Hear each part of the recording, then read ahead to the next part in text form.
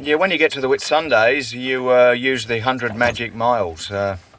It's a very valuable book. And last night I came round here, came between Linney Island and Goldsmith, and came round here, and I actually anchored about there because I couldn't see any further in. I didn't want to go in any further, and I anchored in about 11 metres of water.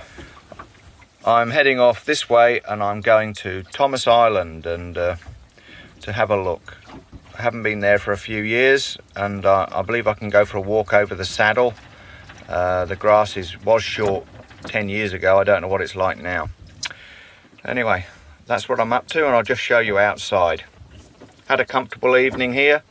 It's just a little bit windy. There's 20 knots blowing last night, and you get these little bullets come through the hills and over the island, and you know, they kind of blow quite hard and kind of give everything a bit of a rattle. Yeah, all the islands here are covered in these hoop pines that basically these islands are made up, you know, of just rock coming out the ground originally, and these hoop pines seem to be able to grow out of the cracks in the rocks, and they look very picturesque. Beach is on the bow here, and it's quite a nice little beach here in Goldsmith. Go ashore on the dinghy, but it's a bit cold at the moment, and I'd like to go to Thomas Island instead. So we're going to head off. Just got the sail up and everything. We're heading off, basically going to point the boat in that direction over there, and Thomas is, I believe, the one that's sticking up out the water there. The first one you see on the starboard hand side. You know, looking behind out of this anchorage on Farrier Island, there's a nice little house in there on the beach that somebody obviously lives in. Looks very nice. That's Thomas Island on the bow, and I think it's about 12 miles away, but I don't really worry when I get to the Whitsundays how far they're away, because they're all only half a day sail, so I never worry about it too much. Just point and sail towards it. The navigation's pretty simple here. Yeah, we're off to Thomas today. It's on the bow there, 8 miles off. All right, pain is it's dead on the run, I think, again. I'll just wait till I clear this island, but makes for painful sailing. Doing about 4 knots, be there in say 2 hours, 2.5 hours, be all anchored up. Captain Cook, you can imagine him is bowling down here in the Endeavour, and he's looking at that island, and he's charting them as he goes, and they're going, what are we going to call them? You know, he's thinking, you know, and he's going to the crew probably saying, what do they look like? And he's saying, well, that little one looks like an anvil. And he goes, oh, yeah, that's a good idea. We'll call that Anvil Island. We'll call the big one the Blacksmith Island.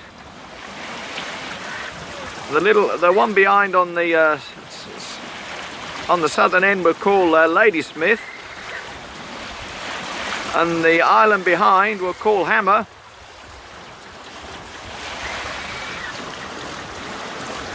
And what are we going to call that one? Oh, the one over there. Oh, we'll call that Forge Rock. So they must have had some quite good fun when they were coming through these islands, because they had to be pretty quick. And then there's the big island that you can see there is not the island, it's the mainland, but he didn't know it at the time. And that's called Cape Conway, and the bay in there he called Repulse Island, because he couldn't get in there. It repulsed him out. As you come around here, you can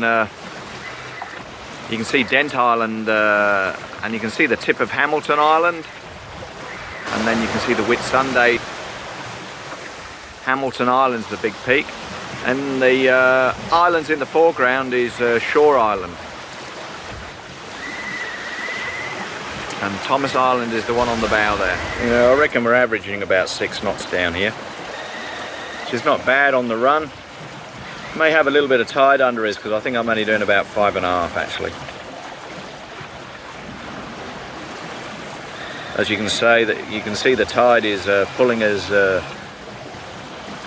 to the east, because I'm basically pointing at Thomas Island at the moment since I left. A little bit of information for you: the rising tide in the Whitsundays flows southwards, and the falling tide flows northwards. And at the moment the tide's going out, so I've got probably a half a knot of tide with me at the moment. It's going out, and it goes north and basically northeast. The tidal flow at the moment. Yeah, it just shows you when you're not concentrating what can happen. There I am sailing for Thomas Island, which I believe is down there. And then I just kind of have a glance look at the GPS, and it says it's 2 miles away. Well,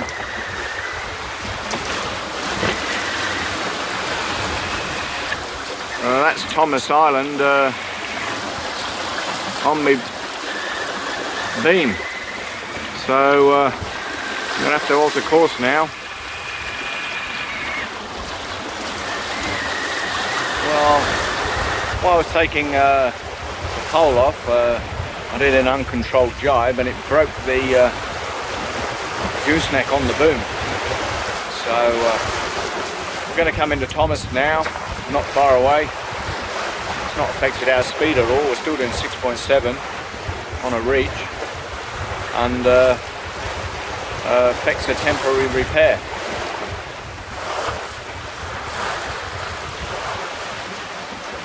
Yeah, it's lasted 26 years, and not quite sure why it broke. I'll get one made in aluminium next time instead of fiberglass. It's reinforced plastic, that is. So I've got a spare one at home actually in my cupboard, so I might get that couple of things sent up.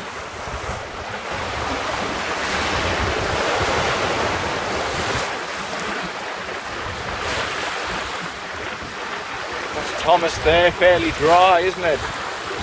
Compared with the islands we've just been to. It's just basically a rock sticking out.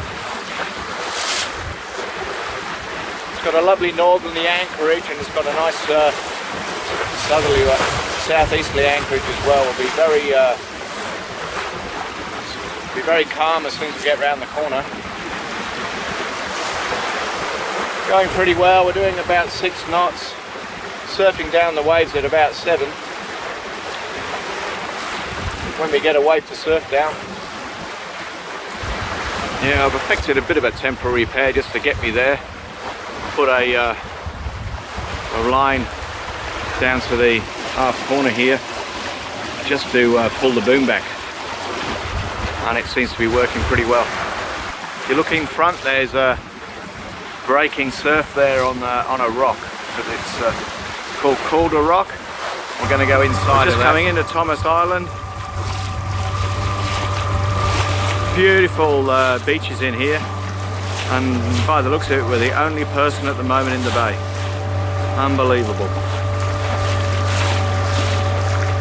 It's one of the kind of holy grails of the Whitsundays is to come to Thomas Island. Well, we looked at that beach there and we thought, well, it was a bit low there and the wind is coming through, pretty howling through. So we're going to choose the next beach along, which looks a lot more sheltered. And, should be warmer in here, hopefully.